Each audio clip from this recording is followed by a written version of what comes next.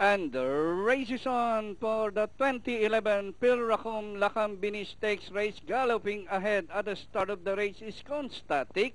Cole Harbor, Danori inside, Prime Rate, rushing up Chismosa, Ikaw ha, and Kitty West is the early trailer.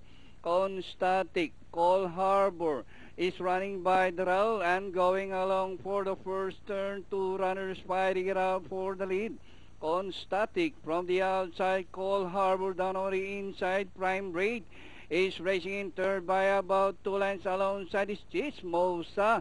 Kitty West, Ikaw ha is now running at the tail of the field as they round the 3/4 mile distance. Constatic followed now by Prime Rate, Cole Harbor.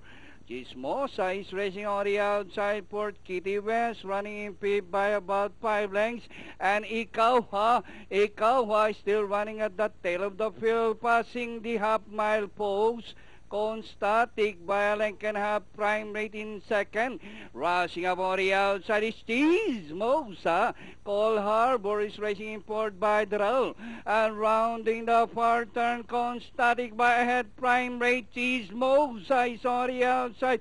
Cole Harbor as the action swings towards the long nice stretch run with Constatic, Prime Rate, and Chismosa on the outside as they race the last 200. Constatic still the leader this time by about 2 lengths.